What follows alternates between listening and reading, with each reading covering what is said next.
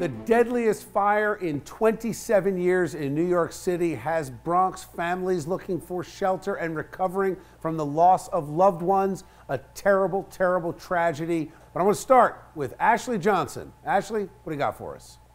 Just days before the new year, and details as to what caused the deadliest fire in New York City's history in more than 25 years are heartbreaking. You think like this is such a tragedy. How can this happen like so close to New Year's? It breaks your heart, and then the poor kids died. The raging fire in the Bronx apartment complex near 187th and Prospect Avenue took the lives of 4 men, 4 women, and 4 children as young as 1 year old. Friday, investigators say the fire started from a 3-year-old boy playing on the stove.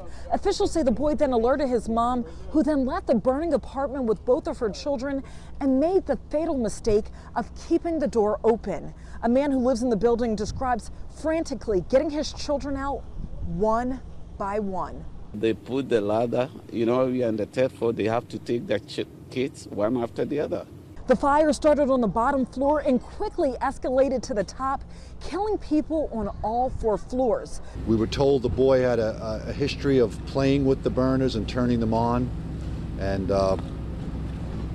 before the mother knew it, this fire had gotten a good hold in the kitchen. She said it was a lot of fire, a lot of smoke, grabbed the children and ran out. Good Samaritans doing everything they can to help the families displaced by the fire. We gave toothbrush, toothpaste, soap, coats, school supplies, book bags, curtains, sheets, blankets. In the Bronx, I'm Ashley Johnson, reporting for Chasing News. Thank you, Ashley. Okay, I want to bring in somebody that is an absolute expert on the issues of fires, especially in New York City. He is a retired deputy chief of the FDNY, and he is currently president of a fire safety consulting group. His name is James Bullock, and he joins me now. James, what went wrong? This started in one apartment and quickly spread to the entire building. What happened? What went wrong? Could it have been prevented? Well, the fire spread to the rest of the building, probably from the front door, which we're hearing now from reports, that the front door was left open. When you evacuate a fire apartment, the front door, you should close the front door. Don't lock it, close it.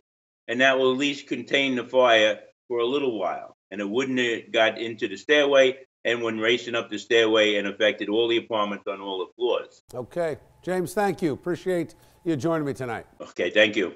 All right, one of the other issues that had to be dealt with in fighting this fire were the firefighters arriving, freezing cold temperatures, just an unbelievable weather night. I want to bring in meteorologist Dan Zarrow to tell us how the weather impacted the blaze and the fight to stop it. Dan? Bill, we all know that the combination of extreme cold and strong winds, never a good one. You add on top of that the fact that firefighters are spraying water all over the place, it instantly turns to ice, just made a very bad situation even worse. At the time of the blaze, the air temperature was about 15 degrees with regular wind gusts to about 20 miles an hour. So you put that in the wind chill calculator and it felt like -2. Definitely dangerous cold territory where frostbite can settle in just 15 minutes. So a bad situation for the victims, the evacuees, a bad situation for the firefighters as well. It is so hard to do that job in extreme cold and extreme heat. We've got more Arctic blast on the way for the next week at least. I'll talk about that part of the forecast a little later on. Bill? All right, thank you, Dan. Okay, let's bring in our A-plus panel to talk about this, just a terrible, terrible tragedy right on the heels of a holiday weekend. Lauren Craig joins me again. Good to have you back, Lauren. You are the Glam Ambassador of Newark. Thank you so much. Good to have you here. Misty Maris is here. Always good to see you, Misty. Thank you. You always have to have at least one attorney. Oh, of course. In the room, right? You need one in the room at all times. Archange Antoine is here. He's the Executive Director of Faith in New Jersey.